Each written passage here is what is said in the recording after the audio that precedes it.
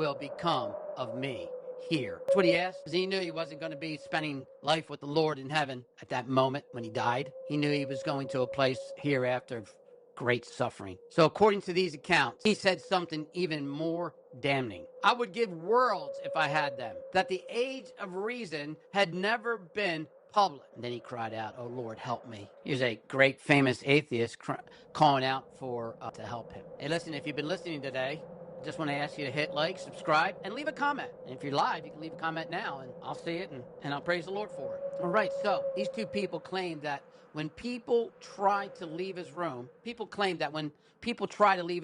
would scream, "No, don't leave. Stay with me. Send even a child to stay with me. For I am on edge of hell here alone." He was on edge of hell, he said. And that was what was happening with Thomas Paine. And so what was his final confession? Well, the final confession was, if ever the devil had an agent, I have been that one. He said, I've been that one. And his life was swallowed up in loneliness and realizing he wrote an atheistic, agnostic view of God, and he was hell to go to hell. They claim he spent his final hours calling on Jesus Christ for mercy, terrified of the judgment awaiting him. The great champion of reason, Thomas Paine, the man who helped birth America and the American Revolution and the American independence, dying alone, terrified, begging God for forgiveness.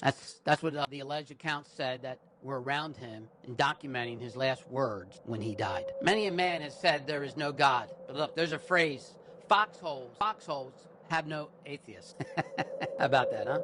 Foxholes have no atheists. You know what? You're hiding in a foxhole. That's a hole where people are like digging in the Marines in Vietnam and Korea. And when they got attacked by shells of bomb, one of the main things they had to do was dig a hole. And they had these shovels that had pointy tips. And they're the best shovels to dig fast. I have one. And these shovels are unbelievable. And a person could dig a hole within a minute and jump down in it and hide from the explosions of the debris from the bomb. You get down there in that foxhole and those bombs are going off. Let me tell you something. You're going to believe in God real quick. Let's talk about the terror of Sir Francis Newport. Sir Francis Newport, described as the head of an English atheist club, allegedly spoke these words as he lay dying. "You need not tell me there is no God, for I know there is one, and that I am in his presence." This is his final words as he lay dying. His presence. "You need not tell me there is no hell. I feel myself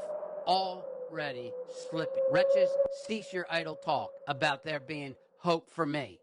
I know I am lost." That's what this famous person, Mr. Newport, head of the English Atheist Club. And then he crescendo. "Oh, that the insuffering pangs of hell.